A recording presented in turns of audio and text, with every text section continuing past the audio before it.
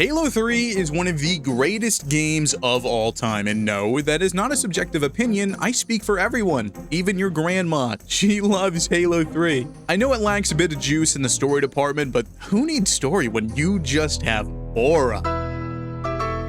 My name is Jilof, and today I am continuing my journey towards completing all of the Bungie classics on its hardest difficulty, known as LASO. I've completed Reach, CE, and Halo 2 on LASO, and today it is Halo 3's turn to piss me the hell off. For those who don't know, LASO stands for Legendary All Skulls On. If Legendary wasn't hard enough already, Bungie threw in 13 skull modifiers that drastically increased the difficulty to appease to all of the masochists within the gaming community. Although, after beating Halo 2 LASO, I feel unstoppable at this point, so let's just go ahead and get this over with.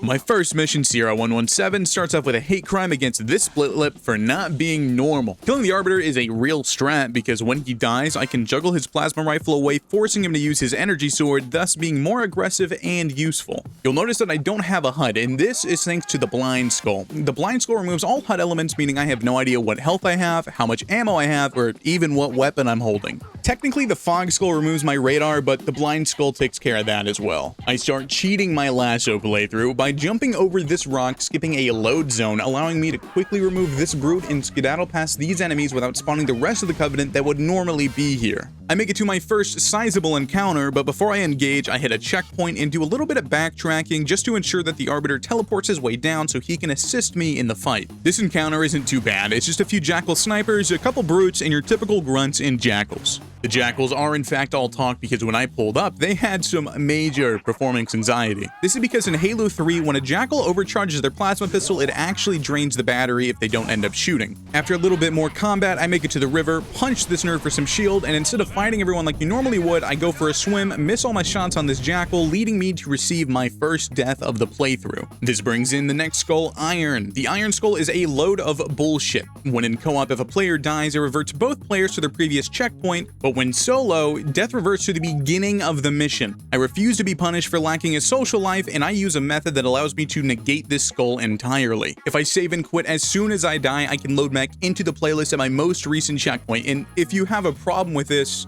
go fuck yourself. After safely making it past the Jackals and hitting a brute shot jump, I make it to the Jackal Sniper Forest. This area is really easy because they're not Halo 2 Jackals, which gives me a lot more time to react. This next area was a little bit more intense, but fortunately I have the Arbiter with me and he took most of the beating. I also received my fair share of deaths until Arb and I take everyone out and head to our final segment of the mission. I die to some Jackals and a Hail Mary-ass grenade until I eventually take out all of the major threats and hop onto the dam to take care of the brutes and their chieftain. Up here are some little guys and also a couple of Jackals that showcase the Tough Luck Skull, which makes enemies dodge everything and causes brutes to go sicko mode. Brute chieftains aren't really a threat if they have gravity hammers because I can simply bait them into swinging, allowing me to creep up behind them and give them back shots. Once the coast is clear, I'm able to free Johnson and wait to be picked up by the Pelican. I hide behind this wall until the Pelican shows up, and then I should be good to head to the pickup location. But before I do that, I have one last skull I'm going to introduce in this mission, the Catch Skull. The Catch Skull influences all enemy AI to throw more grenades for no reason, allowing this little shit to throw an absolute fucking heater. After that death, I just said fuck it and ran around the enemies and just booked it to the Pelican, which takes us to the next mission, Crow's Nest. Lord Hood asks Master Chief what his favorite color is. Green, sir. And Miranda Keys says the thing. Ma'am, squad leaders are requesting a rally point. Where should they go? To war. Oh, brother, this guy stinks! Crow's Nest starts off with just a few explosions. Nothing crazy, just one there and maybe a couple more there. And the intro to this mission kind of fucking sucks. The intro isn't normally that bad, but thanks to the Catch Skull, the cannon fodder actually fights back, and they also happen to have a very angry monkey. It took about 20 minutes, but I eventually made it through the hallway and into the hangar. The playstyle here is not typically what you would see in a LASO run, with me playing very aggressively and essentially spawn camping the Covenant as they fly in. I did suffer a few deaths, but overall the hangar really isn't as terrible as I was expecting it to be. I cleaned up the last few groups of enemies, and once I saw the Pelican move in to pick up the Marines, I was ready to go head to the drones. I waited a little while for all the drones to get distracted, and then I ran to the turret so I could throw down a drop shield and mow them all down. I was honestly really worried about this section, so I'm glad this method worked out. Once the drones are cleared out, I head to the motor pool to wombo combo a brute chieftain. As I'm walking, I need to make sure not to grab any abilities and quickly grab this plasma pistol so I can focus on the chieftain. Grab his gravity hammer and invincibility and run for the hills. I got my shit absolutely rocked on my first attempt, but got it down on my second. It is very important to use the plasma pistol because the tilt skull increases all resistances and weaknesses, making it nearly impossible to take down a shield with a human weapon. With the invincibility in hand, I'm able to activate it and run through this door, passing by all these brutes so I can hop down into the vent and head to my next trick. Upon exiting the vent, I activate the door switch to lose the drone's aggression and push this crate up against the wall. I want to line this up perfectly so I can jump, swing my hammer, and send myself flying across the room, allowing me to skip the barracks entirely. I ride the elevator to the top, and as soon as the door opens, I want to very quickly run to the landing pad and jump on the Pelican before it leaves so I can ride it to the top and have a vantage point on all of the brutes. I take out all the armor and shields before I shoot one of them and spawn camp the exhibit of monkeys that have suddenly appeared behind me. I realized I wasn't built for all this and got my shit fried. Now, if you're new around here and you haven't seen my videos, I'd like to introduce you to the bane of my existence. See, I'm able to save and quit to save my checkpoint, but that doesn't always work. This results in none other than the mission reset. I've had a few of you guys throw me suggestions and try to help me out, but no matter what I tried, I could not find a solution. So thank you for trying to help me, but I guess I'll just go fuck myself. I return to the exhibit, but this time I am ready. After a few more attempts, I clear the landing pad and head my way to the end of the mission. All that's left to do is ignite a nuclear warhead, get blown up by some grunts, and run back through the hangar, making it to the elevator and wonder why the button's not working. Hello? Elevator? Hello? Oh my god, I'm a fucking reach. Tsavo Highway is a mission in this game. It's the first of many driving levels in Halo 3, and it's by far one of the worst ones, if not the worst level in the game, in my opinion. Although, the mission starts off with some vehicular manslaughter, and I love me some vehicular manslaughter. My Mustang guys know what's up. I loot the body of the now deceased brute and snag its bubble shield because I'm going to need this for later. And for later, I mean I need to carry this to the literal end of the mission. I continue forward by running over more innocent civilians until I reach an outpost where I launch some fuel rod shots at a barrier to open it as I'm driving towards it. It's a big time save and it keeps me from dying. I took a quick pit stop at a rest area to replenish my health, but my vehicle had been stolen by some Marines. Hey, motherfucker, what? Worst of all, the one that stole it was a woman. Out of anger, I drove headfirst into a wall, murdering everyone. I head over the bridge and up the hillside to grab a grav lift that I can throw over the railing.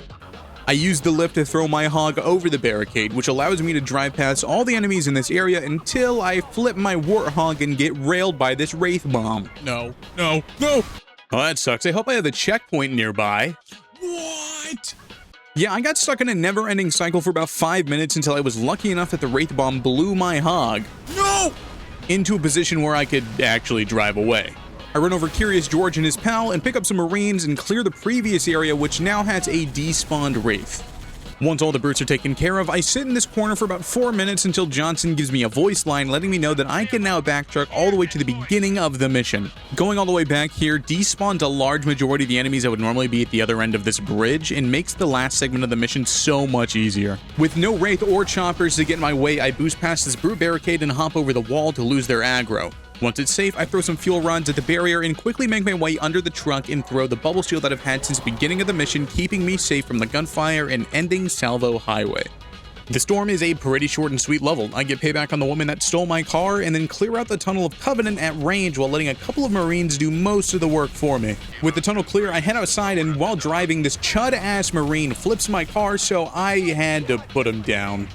No, I'm kidding. I already killed one Marine at the start of the mission. What kind of person would I be if I killed a second?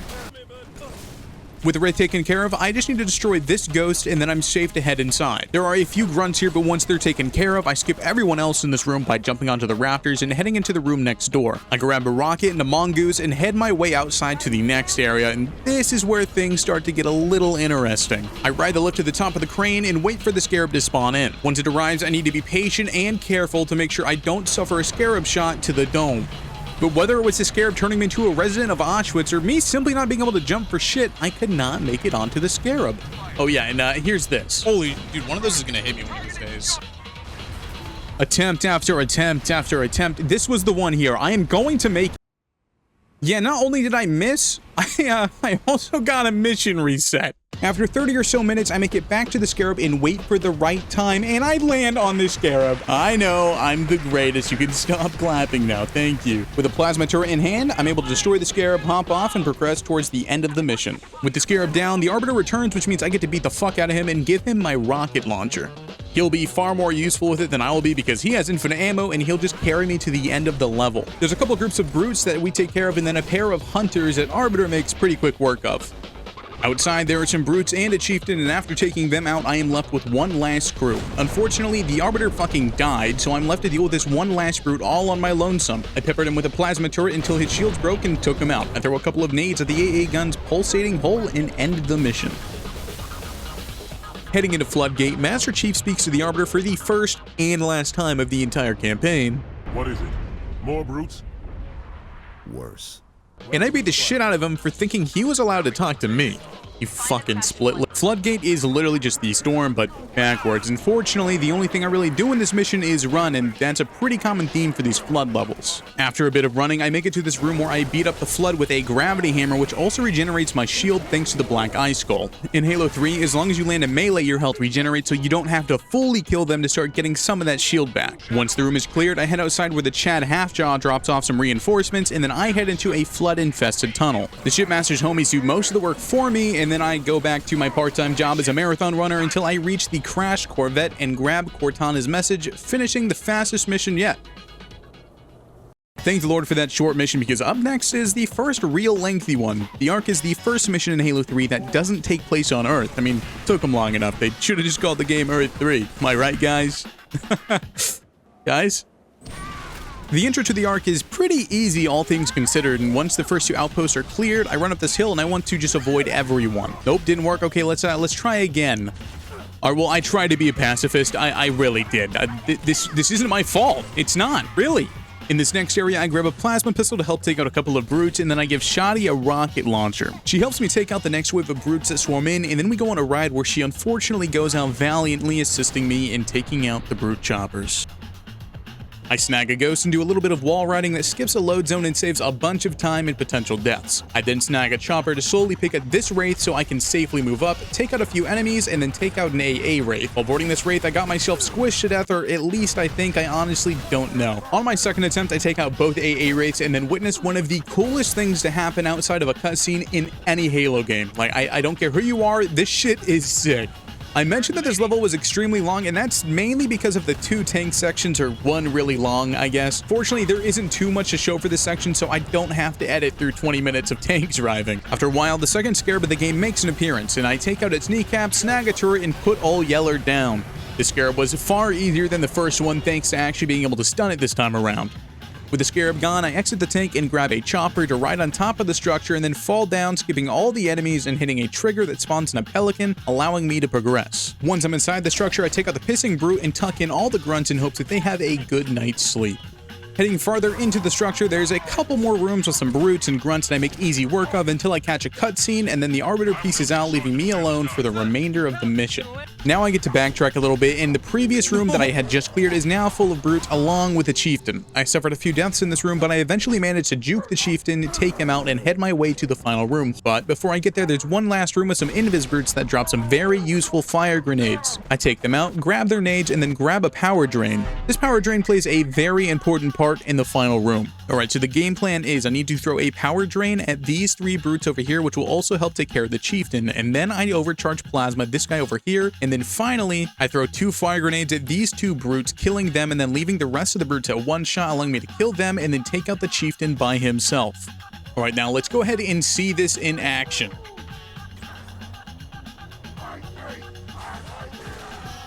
Yeah, so it turns out that my power drain was actually a radar jammer. I completely forgot these things existed, and they look exactly like a power drain, but they're red instead of blue. Why the fuck are these even in the campaign? They don't do anything. It's okay though, because even without the power drain, I slowly but surely managed to take care of everyone in this room and finish this long-ass mission. Moving on to the next mission, the Covenant. It is the last decently long mission in the campaign, but it's also one of the harder ones for me. In the beginning, I avoid the initial firefight and go on a hike until I reach the second encounter. I take out a few grunts and then commandeer one of their ghosts so that I can slowly pick at this wraith until the driver ends up dying.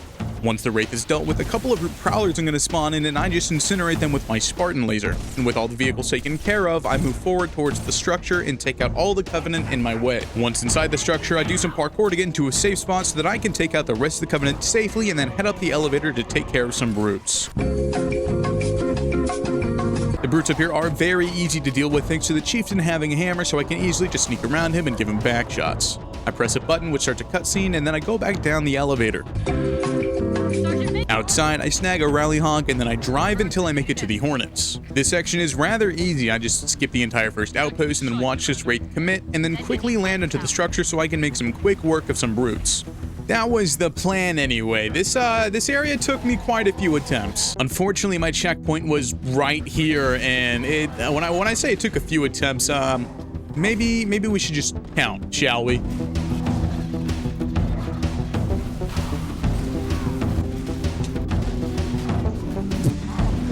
Yeah, 10 attempts. It took me 10 just to clear these brutes. Holy shit. Finally, I make it inside the structure and do a brute shot jump to avoid some hunters and then ride another elevator. At the top, I watch a brute burn his buddy alive, I take out another chieftain, and then get another cutscene. The High Charity makes a return and sends some space shit through my window, encasing the Flood. I simply run past all the Flood and then go back down the elevator. Back at the bottom are some brutes and Flood, but I just keep running until I make it to a Scorpion. I drive the Scorpion for a while until I make it to a very big and open area and hop into another Hornet. Man, I really hope I don't run into a Scarab or anything.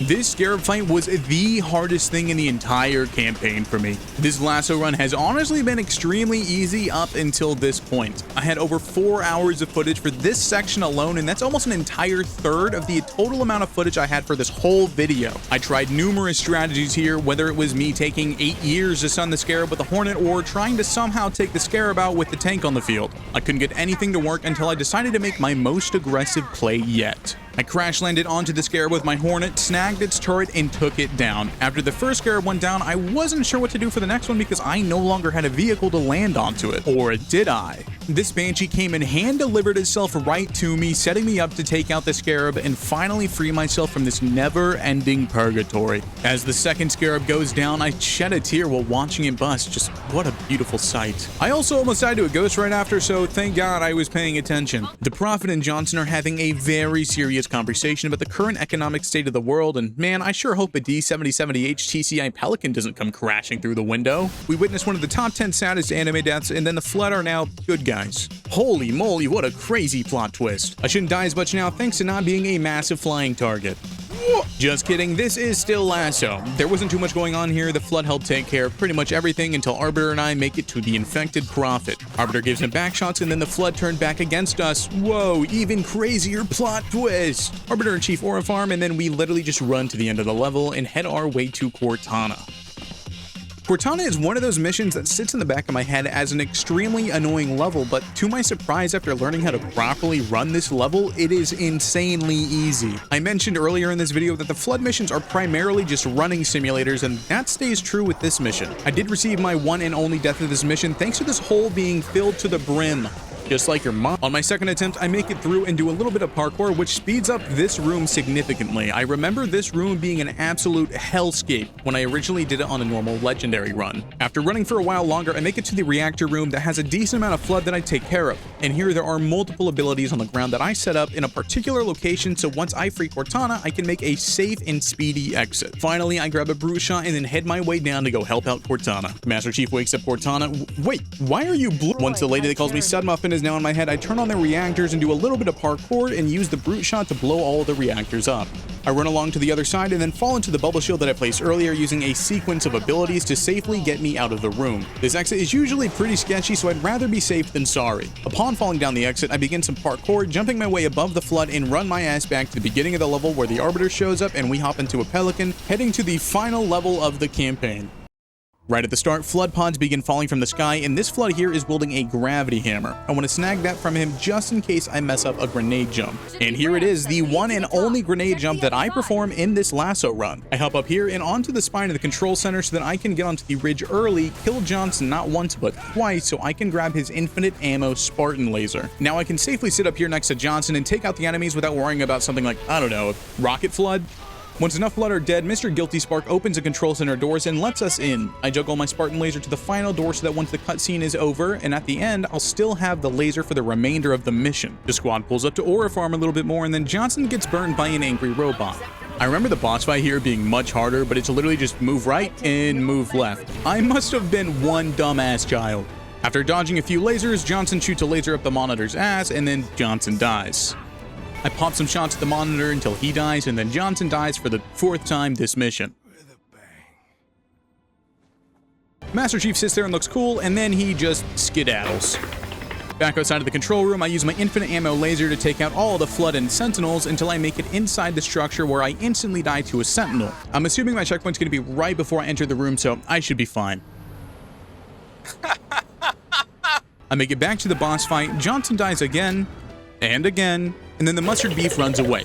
I make it back to the Sentinel room, I get my get back on the Sentinels, and then kill some potatoes, and then head my way to the Warthog. I have officially made it to the final segment of the mission, and I love Warthog runs, especially this one, but I don't remember what panels go missing, and I had a few accidents. I did, however, land this very intentional front flip and race my way into the back of the Forward Unto Dawn, finishing the final level of Halo 3 and completing my LASO playthrough once and for all. I can say for sure that I'm honestly kind of disappointed in the difficulty of this LASO. I mean, Halo Reach took me 16 hours, CE took me 28, and Halo 2 took me 41. Well, Halo 3 only took me 14 hours. And don't get me wrong, I still had a ton of fun and I loved this game to death, but it just didn't feel as satisfying to complete as the other games. Anyway, that leaves me with just Halo 3 ODST left to complete on LASO and, well, maybe potentially some other Halo games. We'll just have to see. If you made it to the end of the video, I would greatly appreciate your support, whether it's by liking or subscribing or maybe possibly both. I would greatly appreciate it. If you haven't seen my most recent video, it'll be in the top left corner and it'd be really cool if you decided to give that a watch. Thank you all for staying until the end of the video. It genuinely means so much to me, and the support that I've had these past few weeks from you guys has been phenomenal. You guys are all insane. I had a goal to reach 1,000 subscribers by next April, and I crushed that within just a couple months because of you guys, and it is just so absurd to me. And again, thank you so much for the support, and I'll catch you in the next one.